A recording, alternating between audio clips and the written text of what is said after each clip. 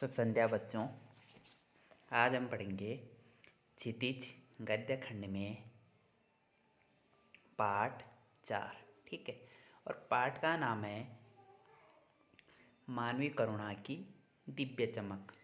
और बच्चों, इस पाठ के जो कवि हैं वो है सर्वेश्वर दयाल सक्सेना।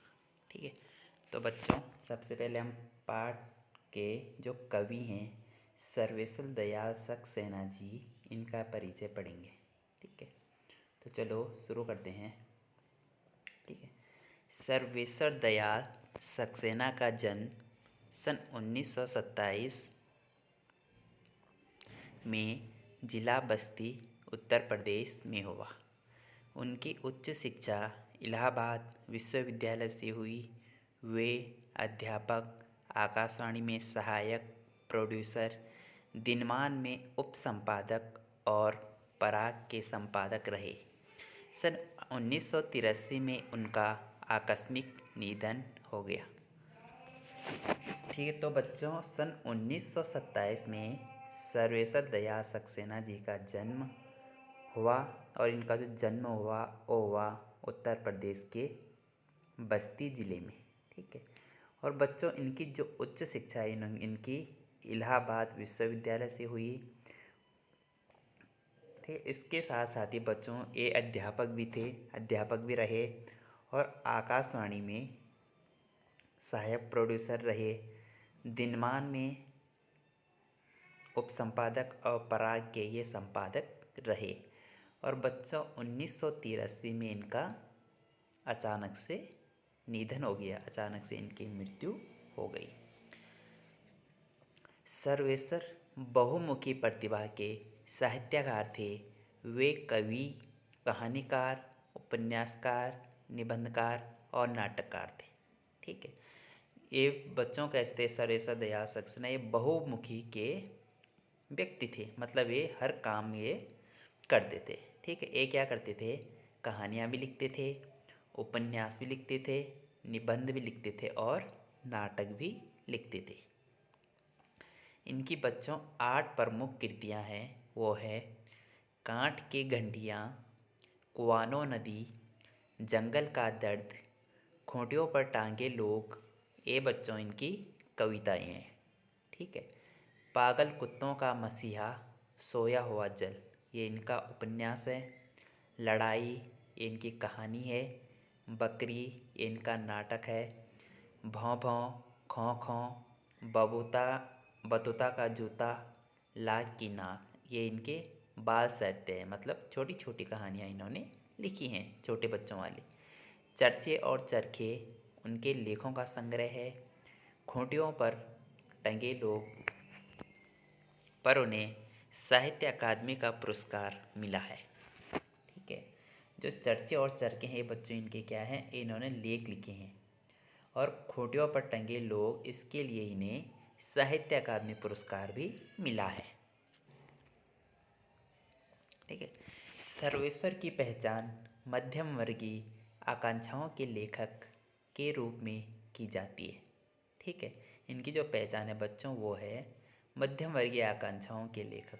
जो मध्यम वर्गीय लोग रहते हैं, उच्च वर्ग के लोग, उनमें इन्होंने उसी नाम से जाने जाते हैं। मध्यम वर्ग की जीवन की महत्वाकांक्षाओं, सपनों, संघर्ष, शोषण, हताशा और कुंठा का चित्रण उनके साहित्य में मिलता है। ठीक है। मध्यम वर्गीय जो लोग रहते हैं उनकी जो बच्चों आकांक्षाएं रहती हैं, जो भी उनके सपने रहते हैं, जितना वो संघर्ष करते हैं, जितना उनका शोषण होता है और वो हरास होते हैं, ये जो उनकी कुंठा रहती है, ये सारी चीज़ें इनकी साहित्य में हमको मिलता है। सर्वेश्वर की स्तंभकार थे और चर्चे और चरखे नाम से दिनमान में जो स्तंभ लिखते थे उसमें बेबाक सच कहने का साहस दिखता है। उनकी अभिव्यक्ति में सहजता और स्वाभाविकता रहती है। ठीक है। तो बच्चों अब इसके बाद पाठ परिचय पढ़ लेते हैं। पहले देखो इस पाठ में क्या है, मानवीय करुणा की दिव्य चमक। ठीक है। शुरू करते हैं कि संस्मरण स्मृतियों से बनता है और स्मृतियों की विश्वसनीयता उसे महत्वपूर्ण बनाती है। फादर कामिल बुल्के पर लिखा सर्वेश्वर का यह संस्मरण इस कसौटी पर खरा उतरता है। अपने को भारतीय कहने वाले फादर बुल्के जन्मे तो बेल्जियम यूरोप के रेम्सचेम्पर शहर में, जो गिरजाओं, पादरियों, धर्मगुरुओं और संतों की भूमि कही जाती है, परंतु उन्होंने अपनी कर्मभूमि बनाया भारत को। फादर बुल्के एक सन्यासी थे, परंतु पारंपरिक अर्थ में नहीं। सर्वेश्वर का फादर बुल्के से अंतरंग संबंध था, जिसकी झलक हमें इस संस्मरण में मिलती है। लेखक का मानना है कि जब तक राम कथा है, इस विदेशी भारतीय साधु को याद किया जाएगा तथा उन्हें हिंदी भाषा और बोलियों के अगाध प्रेम का उदाहरण माना जाएगा। ठीक है बच्चों, इस पाठ में क्या होता है पहले मैं आपको बता देता हूँ कि पाठ में है क्या। ठीक है, तो बच्चों इस पाठ में क्या है, एक फादर बुल्के नाम के एक व्यक्ति हैं। ठीक है, तो बच्चों जो ये हैं फादर बुल्के, इनका जो जन्म हुआ था वो हुआ था यूरोप के जो बेल्जियम शहर है वहाँ के एक छोटा सा है रेम्सचेम्पर शहर, वहाँ पे इनका जन्म हुआ था। और बच्चों इन्होंने क्या किया, ये यूरोप को छोड़ करके भारत में आए और यहाँ पे उन्होंने अपने अपने को भारतीय समझने लगे और भारत से बहुत प्रेम करने लगे। ठीक है, फिर वो यहीं रहे और यहाँ से वो वापस नहीं गए। तो बच्चों इस पाठ में क्या बताया गया है, इस पाठ में बताया गया है, इस पाठ के जो कवि हैं सर्वेश्वर दयाल सक्सेना, उन्होंने मानवीकरणा की दिव्य चमक साहित्य की रचना की है। ठीक है, एक संस्मरण है। देखो वजह संस्मरण किसे कहते हैं, जब हमें कोई चीज़ें याद रहती हैं, किसी के बारे में हमें बहुत ज़्यादा यादें हैं, हमारी यादें हैं, या हम किसी के बारे में लिख रहे हैं जो हमें याद है, तो वही क्या है, वो यादें हैं क्या कहलाती हैं, संस्मरण कहलाती हैं। और संस्मरण बनता है बच्चों स्मृतियों से, जो हमें हमारी यादें रहती हैं उन्हीं से क्या बनता है, संस्मरण बनता है। ठीक है, तो बच्चों जो ये संस्मरण है इसमें फादर कामिल बुल्के के बारे में बताया गया है। ठीक है, इस प्रस्तुत संस्मरण में फादर कामिल बुल्के के भारत प्रेम को रेखांकित किया गया है कि वो भारत से कितना प्रेम करते थे। ठीक है बच्चों, फादर बुल्के का जो जन्म इनका बेल्जियम यूरोप के रेम्सचेम्पर शहर में हुआ था। और जो ये शहर है रेम्सचेम्पर, इस शहर को गिरजाघरों, पादरियों, धर्मगुरुओं और संतों की जन्मभूमि भी कहा जाता है। लेकिन फादर बुल्के ने उस शहर को छोड़कर भारत को ही अपनी कर्मभूमि बनाया।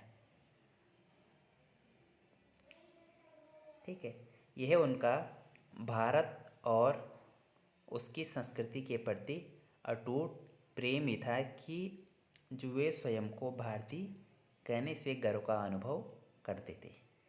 ठीक है, और बच्चों वास्तव में फादर बुल्के क्या थे, एक सन्यासी थे और लेखक से उनके अंतरंग संबंध थे।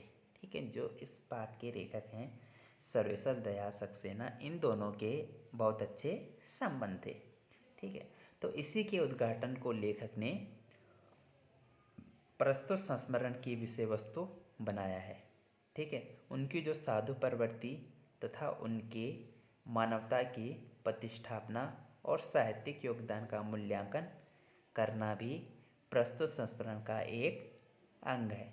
ठीक है, उनके इस योगदान को लेखक ने इन शब्दों में व्यक्त किया है कि जब तक राम कथा है, उस विदेशी भारतीय साधु को याद किया जाएगा तथा उन्हें हिंदी भाषा और बोलियों के अगाध प्रेम का उदाहरण माना जाएगा। ठीक है, तो चलो बच्चों शुरू करते हैं। ठीक है, ये है मानवीय करुणा की दिव्य चमक। देखो, फादर को जहरबाद से नहीं मरना चाहिए था, जिसकी रगों में दूसरे के लिए मिठास भरे अमृत के अतिरिक्त और कुछ नहीं था, उसके लिए इस जहर का विधान क्यों। यह सवाल किस ईश्वर से पूछें। प्रभु की आस्था ही जिसका अस्तित्व था, वह देह की इस यातना की परीक्षा उम्र के आखिरी देहरी पर क्यों दी। ठीक है, जो बच्चों कवि हैं इस पाठ के, सर्वेश्वर दयाल सक्सेना, वो कह रहे हैं कि फादर को जहरबाद से नहीं मरना चाहिए था। जहरबाद बच्चों एक बीमारी है। ठीक है, एक गैक्रीन नामक एक रोग है, एक बीमारी है। अब कवि कह रहे हैं कि जिसके रंगों में दूसरों के लिए मिठास भरे अमृत के अतिरिक्त और कुछ नहीं था। ठीक है, कि फादर बुल्की क्या थे, ऐसे एक मनुष्य थे, ऐसे आदमी थे कि जिसके रंगों में दूसरों के लिए क्या था, मिठास और अमृत ही भरा था, उसके अलावा और कुछ नहीं था। तो उसके लिए इस जहर का विधान क्यों, मतलब वो उसको ऐसे बीमारी कैसे लग सकती है। यह सवाल हम क्या करेंगे, ईश्वर से पूछें। सॉरी, ऐसा सवाल हम किस ईश्वर से पूछें कि उन्हें ऐसी बीमारी क्यों लगी, जबकि वो तो सबको क्या करते थे, दूसरों को बहुत प्रेम करते थे। प्रभु की आस्था ही जिसका अस्तित्व था, वह देह की इस यातना की परीक्षा उम्र की आखिरी देहरी पर क्यों दे। कि कवि कह रहे हैं कि प्रभु की आस्था है जिसका अस्तित्व था, जो क्या करते थे, भगवान को ही सब कुछ मानते थे, और वह अपने देह की इस यातना की परीक्षा उम्र की आखिरी देहरी पर क्यों दे। एक लंबी दाढ़ी, पादरी के सफ़ेद चोंगे से ढकी आकृति सामने है, गोरा रंग, सफ़ेद झाई मारती भूरी दाढ़ी, नीली आँखें, बाहें खोल गले लगाने को आतुर। अब बच्चों कवि क्या कर रहे हैं, सर्वेश्वर दयाल सक्सेना जी उनके बारे में कह रहे हैं कि उनकी क्या थी, एक लंबी पादरी के समान चोंगे से ढकी आकृति सामने रहती थी। उनका गोरा रंग था, सफ़ेद झाई मारती भूरी दाढ़ी, नीली आँखें, बाहें खोल गले लगाने को आतुर। वो हर किसी को क्या करते थे, बहुत प्रेम करते थे। ठीक, जब भी वो बहुत दिनों बाद किसी से मिलते थे तो उनको गले लगाते थे। इतनी ममता, इतना अपनत्व इस साधु में अपने हर एक प्रियजन के लिए उमड़ता रहता था। ठीक है, इतना प्रेम हो अपने हर एक प्रियजन, जिसको भी वो जानते थे, उनके लिए उनका प्रेम इतना उमड़ता था। मैं 35 साल से इसका साक्षी था। अब बच्चों जो कवि कह रहे हैं, सर्वेश्वर दयाल सक्सेना जी कह रहे हैं कि मैं 35 साल से इसका साक्षी था, क्योंकि कवि 35 साल से उनको जानते थे। तब भी जब वो इलाहाबाद में थे और तब भी जब वो दिल्ली आते थे। क्योंकि बच्चों जो इस पाठ के कवि हैं सर्वेश्वर दयाल सक्सेना, इनकी जो उच्च शिक्षा हुई वो इलाहाबाद से हुई। तो ये कवि इन्हें पहले से ही, फादर बुल्के को पहले से ही जानते थे। तो कह रहे हैं कि मैं तो उन्हें तब भी जानता हूँ जब वो इलाहाबाद रहते थे, और उसके बाद जब वो कभी दिल्ली भी आते थे तो मैं तो उन्हें तब भी जानता हूँ। आज उन बाहों का दबाव मैं अपनी छाती पर महसूस करता हूँ। अब आगे है कि फादर को याद करना एक उदास शांत संगीत को सुनने जैसा है। ठीक, अगर हम कवि कह रहे हैं कि फादर को याद करना ऐसा लगता है कि जैसे हम किसी शांत संगीत को सुन रहे हों। उनको देखना करुणा के निर्मल जल में स्नान करने जैसा था, और उनको देखना ऐसा लगता था बच्चों, जो कवि कह रहे हैं कि उनको देखना ऐसा लगता है जैसे हमने किसी निर्मल जल में, कि ठंडे जल में हमने स्नान कर लिया हो।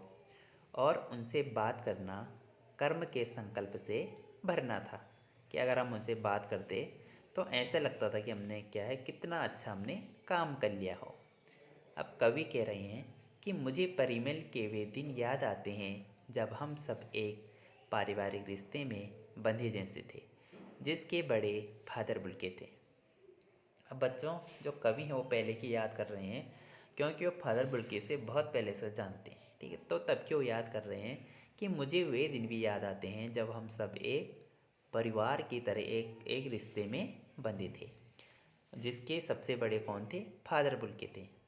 हमारे हंसी मजाक में वह निर्लिप्त शामिल रहते, हमारी गोष्ठियों में वह गंभीर बहस करते, हमारी रचनाओं पर बेबाक राय और सुझाव देते और हमारे घरों के किसी भी उत्सव और संस्कार में वो बड़े भाई और पुरोहित जैसे खड़े हो हमें अपने आशीषों से भर देते। ठीक है। अब कवि आगे कह रहे हैं कि जब भी हम कभी क्या करते हैं, हंसी मजाक करते, तो वो हमारे साथ ही शामिल रहते, वो भी हंसते मजाक करते। ठीक है। और कवि कह रहे हैं जब भी हमारी कोई गोष्ठियाँ होती थी, जब कवियों की बड़ी बड़ी गोष्ठियाँ होती हैं, कि जब भी हमारी वो गोष्ठियाँ होती और तो वह क्या करते थे, उस पर गंभीर बहस करते उन और हमारी रचनाओं पर अपनी राय देते, हमें भी सुझाव देते। और कवि कह रहे हैं कि हमारे घरों में किसी भी कोई भी उत्सव हो या संस्कार हो, वे क्या करते थे, बड़े भाई और जैसे पंडित रहते हैं उनके जैसे खड़े हो हमें क्या करते थे, अपना आशीर्वाद देते थे। मुझे अपना बच्चा और फादर का उसके मुख में पहली बार अन्न डालना याद आता है। अब कवि कह रहे हैं बच्चों कि मुझे अपने बच्चे की, और जब मेरा बच्चा छोड़ा तो फादर बुल्के ने क्या किया था, उसके मुंह में पहली बार अन्न डाला था। तो वो बात आज भी मुझे याद है। और नीली आँखों की चमक में तैरता वात्सल्य भी, और जो उनके आँखों में जो उस बच्चे के प्रति जो प्रेम था वो भी मुझे याद है। जैसे किसी ऊंचाई पर देवदारू की छाया में खड़े हो। कि बच्चों कवि कह रहे हैं ऐसा लगता था कि जैसे हम किसी बहुत ऊंचे पहाड़ में देवदार के पेड़ के नीचे उसकी छाया में खड़े हों। अब कवि आगे कह रहे हैं कि कहाँ से शुरू करूँ। इलाहाबाद की सड़कों पर फादर की साइकिल चलती दिख रही है। अब बच्चों कवि आगे कह रहे हैं कि मैं कहाँ से शुरू करूँ। इतने सारे कवि के मन में उनकी यादें हैं फादर कामिल बुल्के की, कि वो कहाँ से उन्हें शुरू करे। तो अब वो एक बार की बात कर रहे हैं कि इलाहाबाद की सड़कों पर फादर बुल्के की साइकिल चलती दिख रही है। अब क्या होता है आगे कि वो हमारे पास आकर रुकती है, मुस्कुराते हुए उतरते हैं। देखिए देखिए, मैंने उसे पढ़ लिया है और मैं कहना चाहता हूँ। उनको क्रोध में कभी नहीं देखा, आवेश में देखा और ममता तथा प्यार से लबालब छलकता महसूस किया है। ठीक, तो कवि कह रहे हैं कि मुझे इलाहाबाद की सड़कों पर उनकी साइकिल चलती दिखी। तो वो क्या करते हैं, फादर बुल्के क्या करते हैं, कवि कह रहे हैं कि वो हमारे पास आकर उनकी साइकिल रुकती है और फादर बुल्के साइकिल से आराम मुस्कुराते हुए उतरते हैं और कहते हैं कि देखिए देखिए, मैंने उसे पढ़ लिया और मैं कहना चाहता हूँ।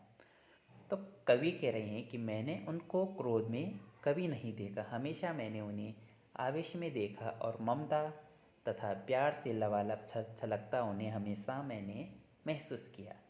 अक्सर उन्हें देखकर लगता कि बेल्जियम में इंजीनियरिंग के अंतिम वर्ष में पहुंचकर उनके मन में सन्यासी बनने की इच्छा कैसे जाग गई। जब घर भरा पूरा था, 2 भाई, 1 बहन, माँ पिता सभी थे। ठीक है। अब बच्चों जो कवि हैं सर्वेश्वर दयाल सक्सेना, वो कह रहे हैं कि अक्सर उन्हें देखकर मुझे ऐसे लगता था कि बेल्जियम में इंजीनियरिंग के जब ये अंतिम वर्ष थे, क्योंकि जो फादर बुल्के थे बच्चों, वो वहाँ पे इंजीनियरिंग की पढ़ाई कर रहे थे और उस समय वो अंतिम वर्ष में थे जब वो रेम्स टेम्पल को छोड़ करके भारत आए थे। तो कवि कह रहा है कि मुझे कभी कभी उनको देखकर ऐसा लगता है कि इंजीनियरिंग के अंतिम वर्ष में पहुंचकर उनके मन में सन्यासी बनने की इच्छा कैसे जाग गई, जबकि वो तो पढ़ाई कर रहे थे, घर से भी अच्छे थे, क्योंकि उनका घर भरा पूरा था, 2 उनके भाई थे, 1 बहन थी और माता पिता भी थे। तो कवि कह रहे हैं कि अचानक से इनके मन में सन्यासी बनने की इच्छा कैसे जाग गई। ठीक है। तो आगे क्या होता है, तो बच्चों कवि क्या करता है, फादर बुल्के से पूछते हैं कि आपको अपने देश की याद आती है। तो बच्चों फादर बुल्के कहते हैं मेरा देश तो अब भारत है। तो कवि पूछते हैं मैं जन्मभूमि की पूछ रहा हूँ। तो फादर बुल्के कहते हैं हाँ आती है, बहुत सुंदर है मेरी जन्मभूमि रेम्स टेम्पल। तो कवि कहते हैं घर में किसी की याद। तो फादर बुल्के कहते हैं बच्चों कि मुझे माँ की याद आती है, उसकी बहुत याद आती है। तो कवि सर्वेश्वर दयाल जी बच्चों आगे कहते हैं कि फिर अक्सर माँ की स्मृति में डूब जाते देखा है। उनकी माँ की चिट्ठियाँ अक्सर उनके पास आती थी। अपने अभिन्न मित्र डॉक्टर रघुवंश को वह उन चिट्ठियों को दिखाते थे। पिता और भाइयों के लिए बहुत लगाव मन में नहीं था। पिता व्यवसायी थे, एक भाई वहीं पादरी हो गया है, एक भाई काम करता है, उसका परिवार है। बहन सख्त और ज़िद्दी थी, बहुत देर से उसने शादी की। फादर को एकाध बार उसकी शादी की चिंता व्यक्त करते हुए उन दिनों देखा था। भारत में बस जाने के बाद 2 या 3 बार अपने परिवार से मिलने भारत से बेल्जियम गए थे। अब आगे क्या होता है बच्चों, कवि कह रहे हैं कि मैंने अक्सर फिर अक्सर जब उन्होंने ये कहा कि मुझे माँ की बहुत याद आती है, तो बच्चों कवि कह रहे हैं कि फिर अक्सर वो माँ की स्मृतियों में डूब जाते थे। माँ की जो उनकी यादें थी बेल्जियम में, उन यादों में वो डूब जाते। अब कवि आगे कह रहे हैं कि उनकी माँ की चिट्ठियों को अक्सर आते हुए अक्सर उनके पास आती थी। उनकी माँ की जो चिट्ठियाँ थी, जो उनकी माँ उन्हें वहाँ से चिट्ठी लिखती थी, तो वो फादर के पास आती थी। तो क्या करते थे फादर बुल्के, उनके एक दोस्त और थे डॉक्टर रघुवंश। तो वो क्या करते थे, फादर बुल्के अपनी माँ की चिट्ठियों को उन्हें दिखाते थे। अब आगे क्या है कि पिता और भाइयों से बच्चों उनके लिए बहुत लगाव मन में नहीं था, पिता और भाइयों के लिए, क्योंकि पिता उनके व्यवसायी थे और एक भाई उनका पादरी हो गया था, ठीक है, और एक भाई काम करता था, उसका क्या था, परिवार था। और जो बहन थी वो कैसी थी, बहुत सख्त और ज़िद्दी थी और बहुत देर से उसने शादी की। तो फादर को बच्चों उस अपनी बहन की बहुत बार उनको इस बात की भी चिंता व्यक्त करते हुए कवि ने देखा था। अब बच्चों कवि कह रहे हैं कि भारत में बस जाने के बाद 2 या 3 बार ही वो अपने परिवार से मिलने बेल्जियम गए थे।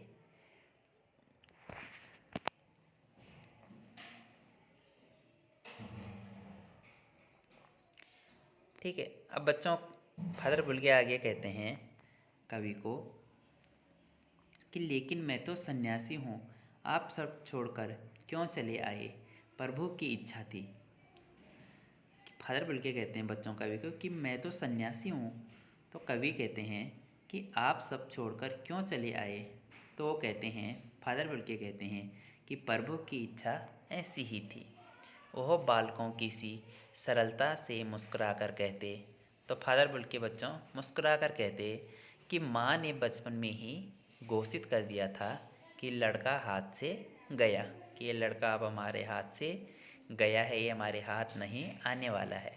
और सचमुच इंजीनियरिंग के अंतिम वर्ष की पढ़ाई छोड़ फादर बुल्के सन्यासी होने जब धर्मगुरु के पास गए और कहा कि मैं संन्यास लेना चाहता हूँ तथा एक शर्त रखी कि मैं भारत जाऊँगा। ठीक है। तो बच्चों जब उनकी माँ को ये लग गया था, जब ये थोड़ी इंजीनियरिंग की पढ़ाई कर रहे थे, तो उनकी माँ को लग गया था कि सचमुच ही अभी फादर बुल्के क्या है, हमारे हाथ में नहीं है, अब ये लड़का हमारे हाथ से गया। तो अचानक से सचमुच में ही क्या हुआ कि जब ये फादर बुल्के इंजीनियरिंग के अंतिम वर्ष में थे, तो इन्होंने क्या किया, पढ़ाई छोड़ करके वो कहाँ गए, अपने धर्मगुरु के पास गए। और धर्मगुरु के पास जाकर उन्होंने कहा कि मैं संन्यास लेना चाहता हूँ, और एक शर्त अपने गुरु के सामने रखी, क्योंकि जब कोई वहाँ पे संन्यास लेना चाहता था तो संन्यास लेते समय जो संन्यास चाहने वाला शर्त रख सकता है। अगर कोई व्यक्ति संन्यास ले रहा है तो अपनी एक शर्त वहाँ पे धर्मगुरु के सामने रख सकता है। तो बच्चों फादर बुल्के ने अपनी एक शर्त रखी कि मैं संन्यास लेते समय शर्त रखी कि मैं भारत जाऊँगा। ठीक है। भारत जाने की बात क्यों उठी। अब कवि बच्चों फादर बुल्के से कह रहे हैं कि भारत जाने की बात मन में कैसे उठी। तो फादर बुल्के कहते हैं कि नहीं जानता, बस मन में यह था। उनकी शर्त मान ली गई और वह भारत आ गए। ठीक है, तो धर्मगुरु ने क्या किया, उनकी शर्त, फादर बुल्के की शर्त को माना और फिर वो वहाँ से रैम्स टेम्पल छोड़ करके भारत आ गए। पहले जेसेट संघ में 2 साल पादरियों के बीच धर्माचार की पढ़ाई की। ठीक है, जेसेट संघ बच्चों एक संघ होता है, उसमें क्या होता है, धर्म की पढ़ाई होती है। तो वहाँ पे रह करके फादर बुल्के ने 2 साल वहाँ पे पादरियों के बीच रह करके उन्होंने धर्म की पढ़ाई की। ठीक है, फिर 9-10 वर्ष दार्जिलिंग में पढ़ते, ठीक है, 9-10 सालों दार्जिलिंग में पढ़ते रहे।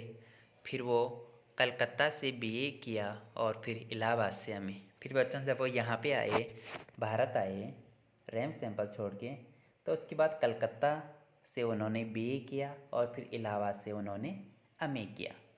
तो उन दिनों क्या थे, जो इलाहाबाद में जो प्रोफेसर थे उनके, उन दिनों डॉक्टर धीरेन्द्र वर्मा हिंदी विभाग के अध्यक्ष थे। ठीक है, जब एमए करने इलाहाबाद आए तो वहाँ पे जो कॉलेज में जो उनके प्रोफेसर थे डॉक्टर धीरेन्द्र वर्मा, वो हिंदी विभाग के अध्यक्ष थे।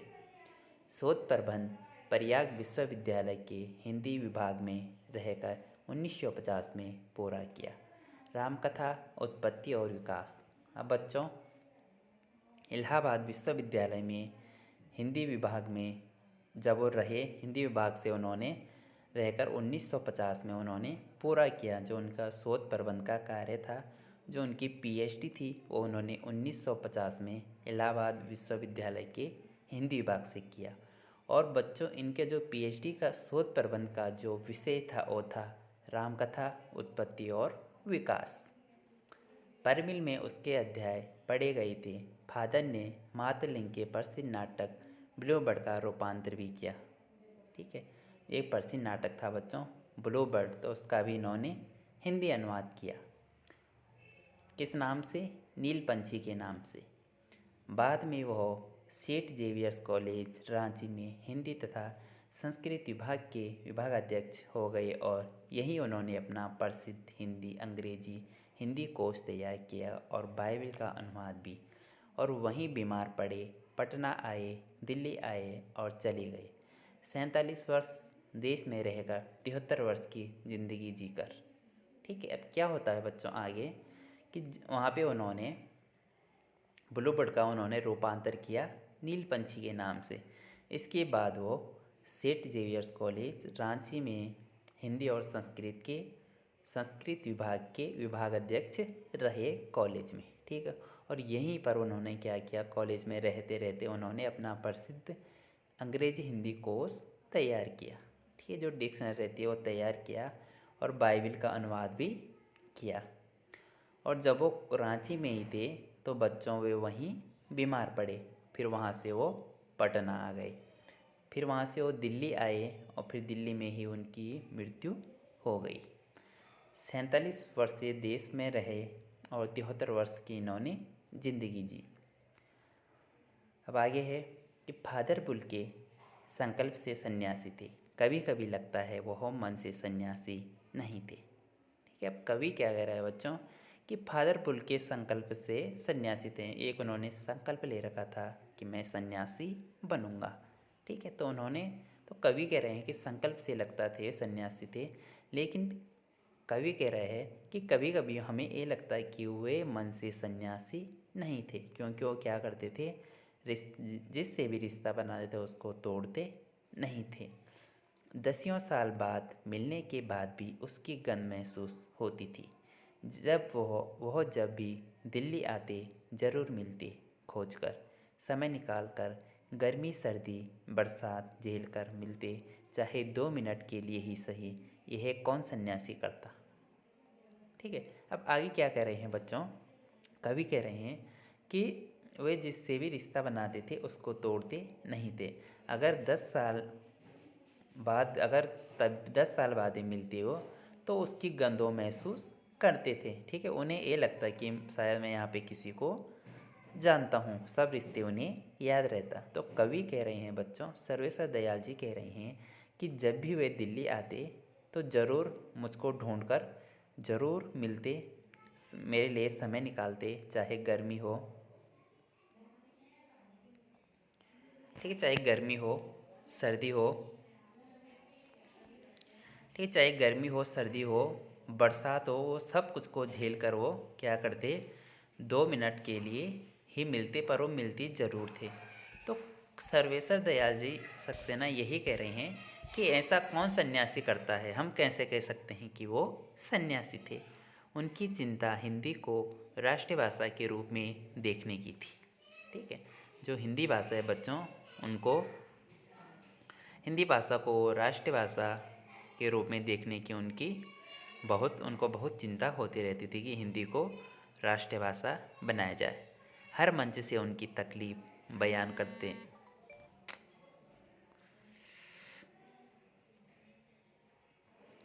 ठीक है, हर मंच से इसकी तकलीफ बयान करते, इसके लिए अकाट्य तर्क देते, बस इसी एक सवाल पर उन्हें झुंझलाते देखा है।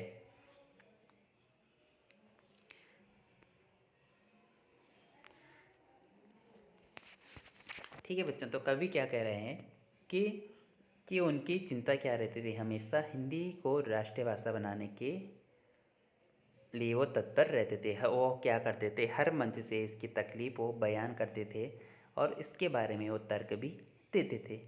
बस इसी एक सवाल पर मैंने उन्हें झुंझलाते देखा।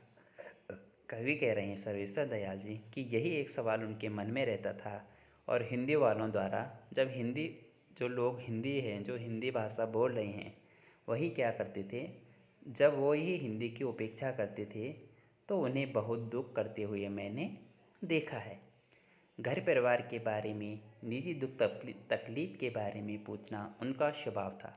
बड़े से बड़े दुख में उनके मुख से सांत्वना के जादू भरे 2 शब्द सुनना एक ऐसी रोशनी से भर देता था जो किसी गहरी तपस्या से जन्मती है। ठीक है, अब बच्चों जब भी कवि कह रहे हैं, जब भी वो मिलते तो घर परिवार के बारे में, निजी दुख तकलीफ के बारे में पूछना फादर बोल के क्या क्या था, ये उनका स्वभाव था। और बड़े से बड़े दुख में भी, कितना भी बड़ा दुख हो, चाहे उन्हें कितना भी बड़े परेशानी हो, तो उनके मुख से सांत्वना के जादू भरे 2 शब्द सुनना ऐसा लगता है जैसे किसी रोशनी से भर देता हो, जैसे किसी गहरी तपस्या से जन्मती हो।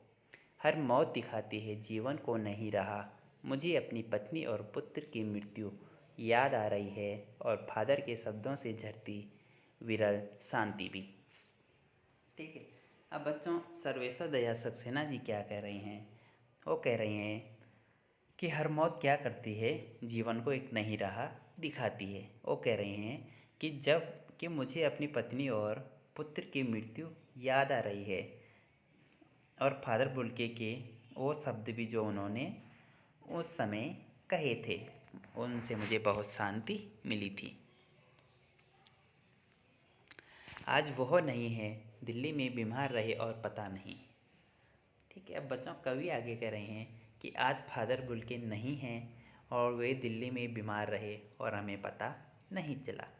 बाहें खोलकर इस बार उन्होंने गले नहीं लगाया कि जब उन्हें पता लगा, किसको, कवि को बच्चों जब पता लगा, जब उन्हें बीमार थे तब उन्हें पता नहीं लगा, लेकिन जब बाद में उन्हें पता लगा, जब वो मर गए थे, तो तब जब वो उनसे मिलने गए तो तब उन्होंने देखा कि बाहें खोलकर इस बार उन्हें गले नहीं लगाया।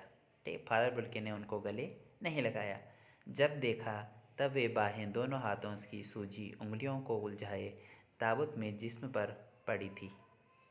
ठीक है, तो जब उन्होंने देखा कि गले नहीं लगाया, जब उन्होंने देखा कि उनकी हाथ की उंगलियां सूज रही थी और वो मर चुके थे, जो शांति बरसाती थी वह चेहरे पर थी, तरलता जम गई थी। वह 18 अगस्त 1982 की सुबह 10 बजे का समय था। ठीक है, 18 अगस्त 1982 की 10 बजे का समय था कि दिल्ली में कश्मीर गेट के निकलसन कब्रगाह में उनका ताबूत एक छोटी सी नीली गाड़ी में से उतारा गया।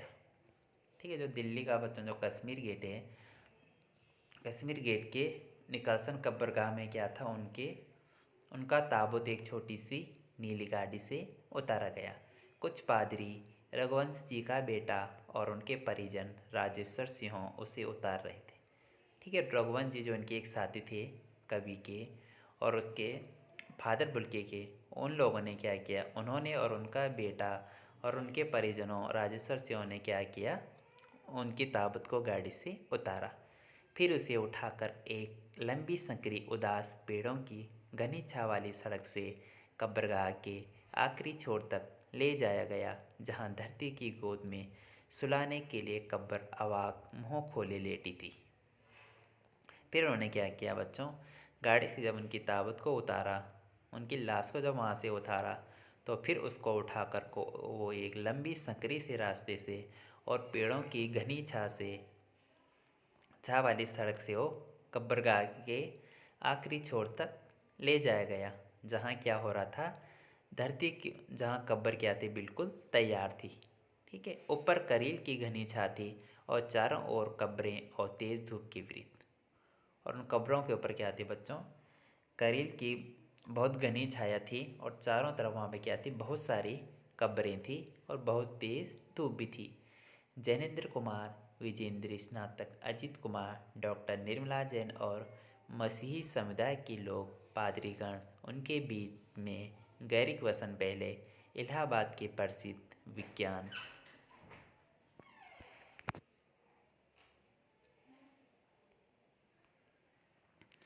ठीक है बच्चों, जब उनकी लाश को जब उनकी ताबूत को कब्र के पास ले जाया गया, तो वहाँ पे बहुत सारे कवि थे, जैसे जैनेन्द्र कुमार, विजेंद्र स्नातक, अजित कुमार, निर्मला जैन, और साथ में ही वहाँ पे क्या थे, जो मसीह समुदाय के लोग थे, पादरीगण थे,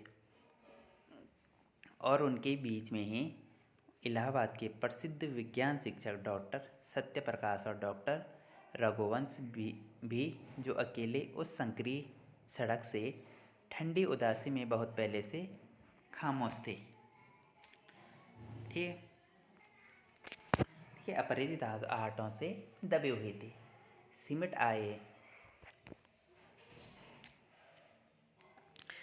आए थे कब्र के चारों तरफ। फादर की देह पतले कब्र के ऊपर लिटाई गई। ठीक है।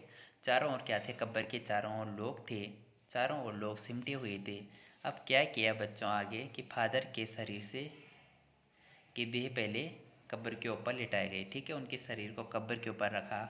मसीही विधि से अंतिम संस्कार शुरू हुआ रांची के फादर पास्कल तोइना के द्वारा। ठीक है। फिर उसके बाद जब उनकी लाश को कब्र के ऊपर रखा गया, उसके बाद बच्चों अंतिम संस्कार की विधि पूजा शुरू हुई। तो पूजा करने वाले कौन थे, रांची के फादर पास्कल तोइना के द्वारा उन्होंने उनकी पूजा की। उन्होंने हिंदी में मसीही विधि से प्रार्थना की। फिर सेंट जेवियर्स के रेक्टर फादर पास्कल ने उनके जीवन और कर्म पर श्रद्धांजलि अर्पित करते हुए कहा, फादर बुल्के धरती में जा रहे हैं, इस धरती से ऐसे रत्न और पैदा हों। ठीक है। उसके बाद उन्होंने क्या किया, हिंदी में मसीह विधि से प्रार्थना की और फिर उसके बाद बच्चों सेंट जेवियर्स के रेक्टर फादर पास्कल ने उनके जीवन और कर्म पर श्रद्धांजलि अर्पित करते हुए कहा था कि फादर बुल्के धरती में जा रहे हैं। ठीक है। और इस धरती में ऐसे ही और रत्न भी पैदा हो। डॉक्टर सत्य प्रकाश ने भी अपनी श्रद्धांजलि में उनके अनुकरणीय जीवन को नमन किया। ठीक है। जो डॉक्टर सत्य प्रकाश थे बच्चों, उन्होंने भी अपनी श्रद्धांजलि में उनके अनुकरणीय जीवन को नमन किया। फिर उनकी देह को कब्र में उतारा गया।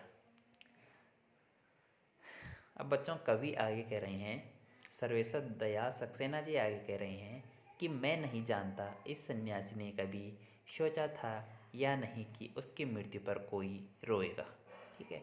कवि कह रहे हैं कि मैं नहीं जानता हूँ कि इस सन्यासी ने कभी ऐसा सोचा भी होगा या नहीं कि उसकी मृत्यु पर कोई यहाँ पे रोएगा भी, क्योंकि उसकी जो जन्मस्थली थी वो कहाँ थी, बेल्जियम में थी। लेकिन उस क्षण रोने वालों की कमी नहीं थी, न आँखों को गिनना स्याही फैलाना है। ठीक है।